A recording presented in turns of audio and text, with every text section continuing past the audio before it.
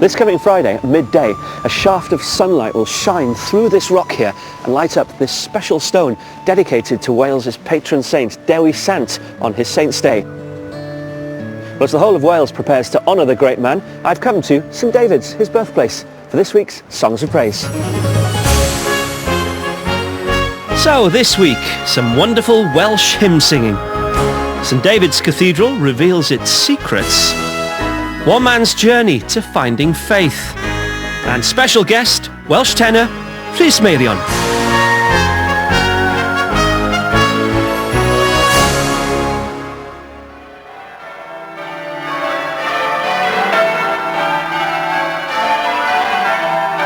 On Friday, the cathedral bells will ring out to celebrate St David's Day. The bells are named after saints associated with Wales, with the biggest one bearing the name of St David himself. They're too heavy for the cathedral tower, so unusually they're housed here at the gatehouse, Prt1 it's called in Welsh. This is where you get the first glimpse of that magnificent building. Well, all our music comes from St David's Cathedral, and we begin with a hymn that pays tribute to all the nation's saints.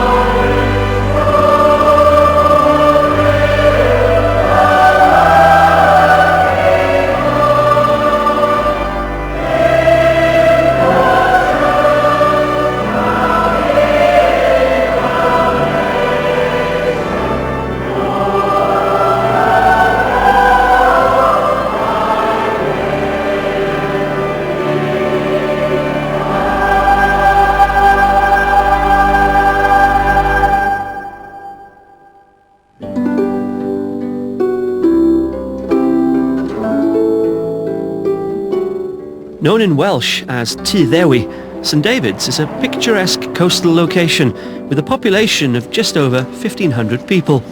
Yet it's a city with one of the UK's most beautiful cathedrals. So I'm off for a look around. Dean, how nice to see you. Hello, and you too, Alex. You know, when you come to this rural part of Wales, you don't really expect this cathedral to be waiting for you. Not at all. You know, here it is, nestled in the valley, this huge building, and it's a remarkable building because it's built on a sloping site. I was about to say. It's amazing, isn't it? It's really quite a pull up the nave. It is, yeah. And if you notice, the arcades are just slightly leaning out as well. I wish you hadn't told me that. They are, aren't they? Well, they are, but it stood for 800 years, so I think we're quite safe. Phew.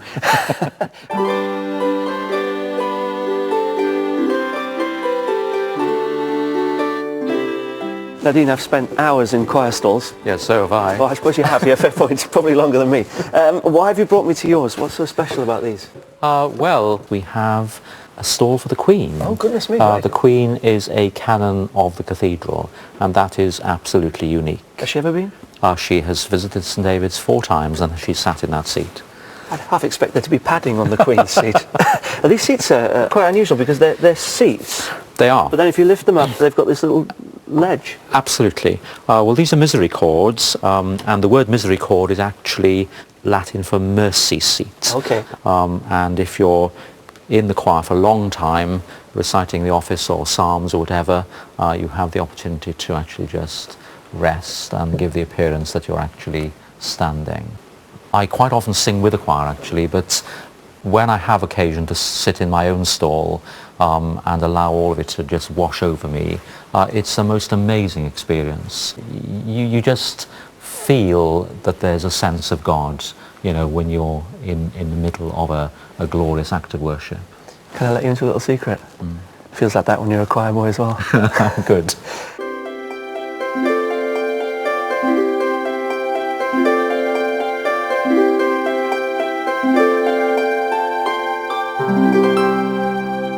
We're heading now into the presbytery and to the newly restored shrine of St David, which was only dedicated last St David's Day. Ah, okay. St David's has been a place of pilgrimage obviously for centuries, and pilgrims still come, but there didn't seem to be a final sort of destination. Right. And now this is the destination. So here we are celebrating our patron saint, St David, on Friday. Is that man relevant this day and age? I think he is. I think part of the reason for restoring the shrine is because of David's life and witness, and the cult of St David has remained strong through the centuries, and I think his final words to his followers, be joyful, keep the faith, do the little things you've heard and seen me do, still resonate with people today. So is this probably one of your most special places? I think so, because this has sort of been my vision, and part of the vision is turning visitors into pilgrims. And I think now that we have this focus in the building, I hope that people will go with away with something special when they visit this place.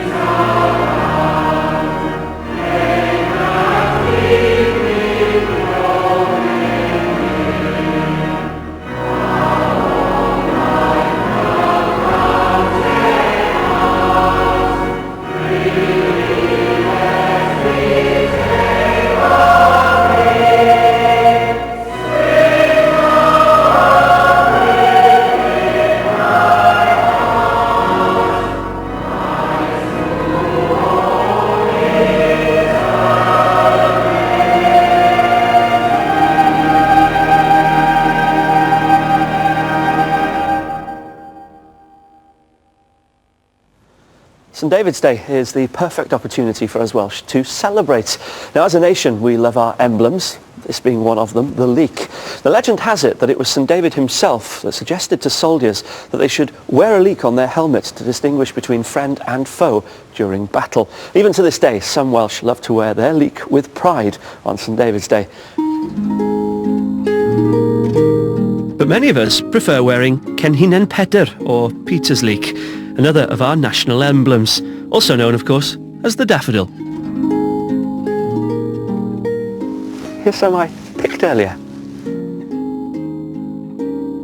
Well, the daffodil is special because it's the sunshine. It's the first real flower that comes out with this gold warm colour after the dark dreary winter. So it's spring. It's the first sign of spring. You know, you've got the snowdrops, but the snowdrops are still cold and small.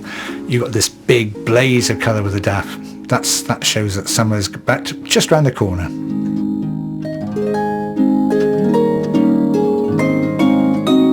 I think the special thing about daffodils is that there's always some activity in the bulb.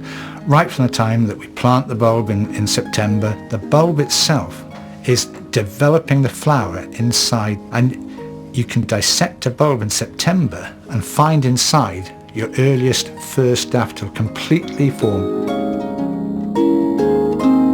And that's a miracle, that really is. It's absolutely wonderful.